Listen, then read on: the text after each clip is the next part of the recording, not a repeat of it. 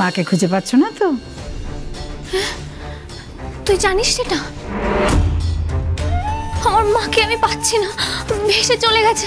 আচ্ছা তোরা জানিস আমার মা কোথায় আছে না রে? এখনো জানি না, তবে জেনে যাব। তুমি চিন্তা করছো কেন? এই তো আমরা সবাই আছি তোমার সঙ্গে। এখানে কটা দিন থাকো, তার মধ্যেই আমরা তোমার মাকে খুঁজে বার করবো। সত্যি রে? হ্যাঁ হ্যাঁ। আচ্ছা তুমি ওই ছেলেটার বাড়িতে থাকতে গেলে কেন? এসব হোম তো তোমাদের জন্যই, তোমাদের থাকার জন্যই তো করা। হ্যাঁ, এখানে কত মেয়েরা আছে দেখেছো তো? দেখেছো ওকে? ওরা কি কি করছিল দেখেছো? তুমি যতদিন এখানে থাকবে ওদের মতো করেই থাকবে, আনন্দ করে সকলের সাথে মিলেমিশে থাকবে, হাতের কাজ করবে, খেলাধুলো করবে। কতদিন থাকবো আমি এখানে? আমার মাকে কতদিনে খুঁজে পাবো আমি? বেশি দিন লাগবে না, কয়েকদিনের মধ্যেই তোমার একটা ব্যবস্থা করে ফেলবো। এখানকার থাকা খাওয়া খুব ভালো, জানো তো? তারপর আমাদের ডাক্তারবাবু আছেন, উনি নিয়মিত চেক আপ করেন। কাল তোমারও চেক আপ হবে। সেটা কি? ওই ডাক্তার দেখবেন তোমার কোনো রোগ টোগ আছে কিনা। না না, কিছু নেই আমার। না থাকলে তো ভালো, তবে একটা রুটিন চেক আপ তোমার ভালোর জন্য। আমার মাকে পেলেই আমি ঠিক হয়ে যাব। আমার আর কিছু চাই না, আমি শুধু মার কাছে যেতে চাই। যাবে তো, আমরাই তো নিয়ে যাব। এখন আপাতত এই দিদির সাথে যাও, পরিষ্কার জামা কাপড় পরো, খাওয়া দাওয়া করো, তারপর সব হবে। কাল থেকে তোমার নতুন জীবন শুরু হবে।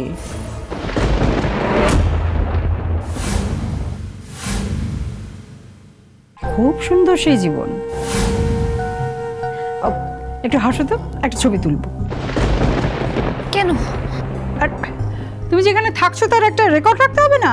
ও তাছাড়া তোমার মা হয়তো এখানে খুঁজতে খুঁজতে এলো, তখন তো আমরা এই ছবিটা তোলা থাকলে দেখাতে পারবো তাকে, তাই না? ও রেডি? হ্যাঁ ঠিক আছে, যা ওর নামটা রেজিস্টারে এন্ট্রি করে দে, আর ওর ঘরটা দেখিয়ে দে। যাও তুমি ওর সাথে যাও।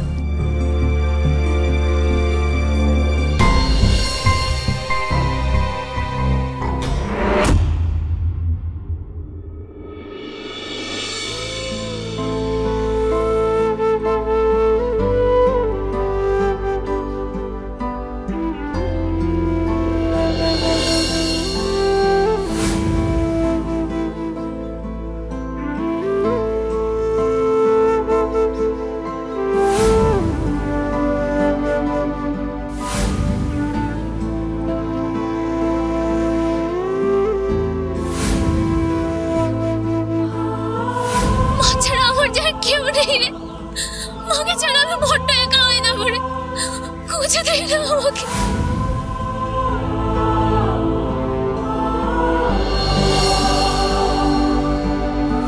ভালো ছেলেটার নরম মনের সুযোগ নিচ্ছ তুমি। একটা ভদ্র বাড়ির ছেলেকে ফাঁসিয়েছ।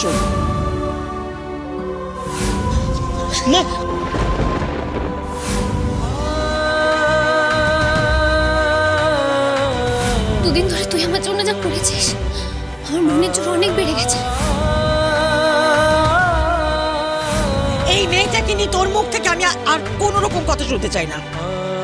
নির্মলদা তো বললেন হোমের লোকজন আসবে, ওকে নিয়ে চলে যাবে, ব্যাস।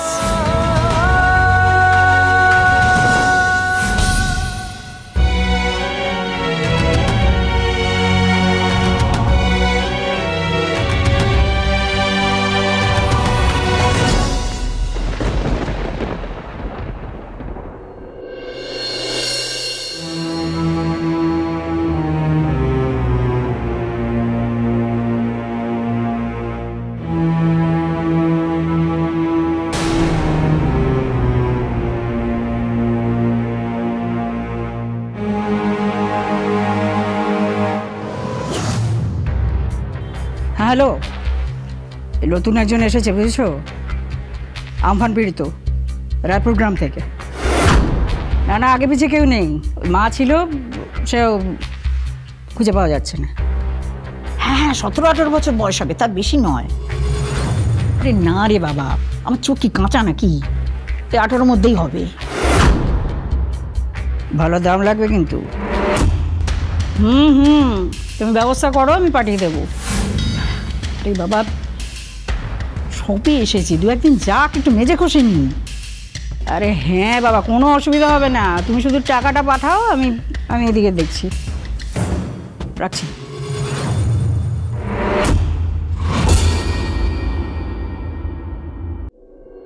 বাবু আর মন খারাপ করে থাকিস না বাবা।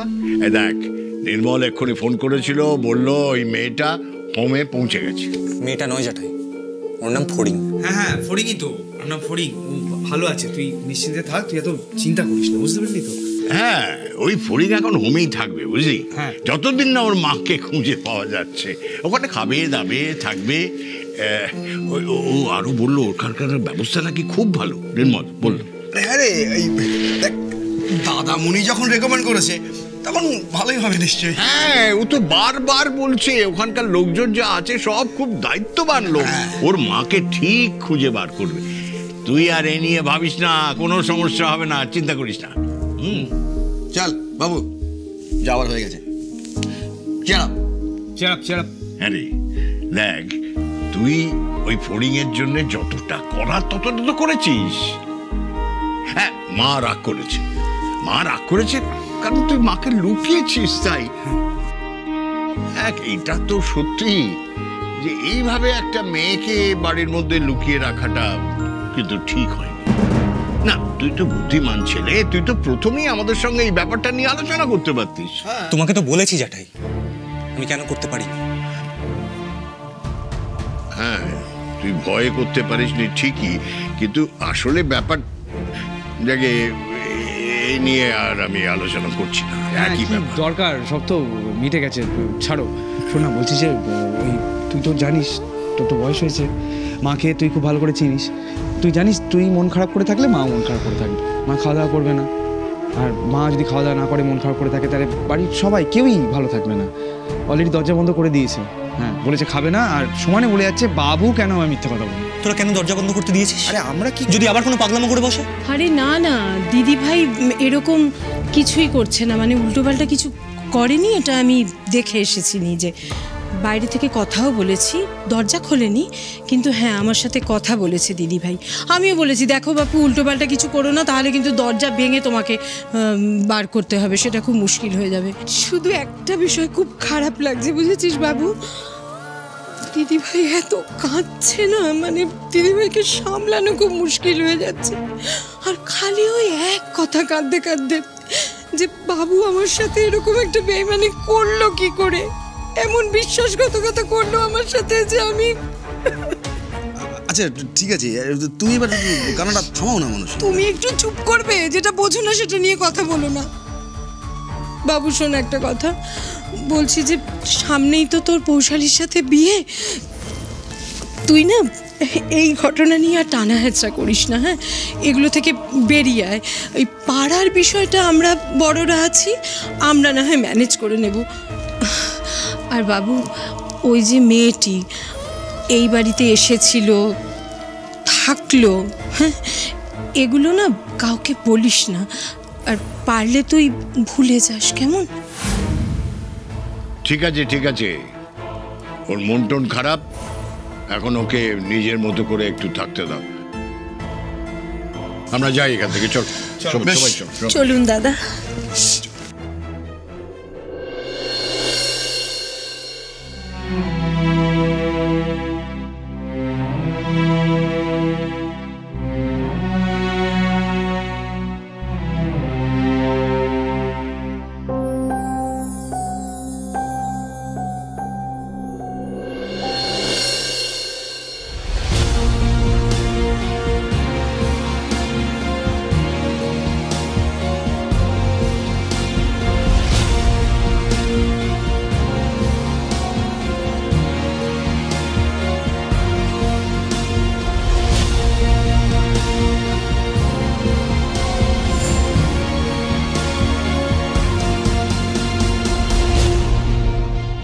আমি একজন মহিলার কথা বলছিলাম না, যাকে আমাদের বাড়িতে এনে রেখেছি।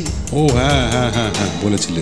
চলো ওর সাথে আমরা দুজনে মিলে একটু কথা বলে নিই। ওকে ফাইন, ডেকে নাও। না, আর কথা না বলে তাড়াতাড়ি খেয়ে নাও, শুয়ে পড়ো।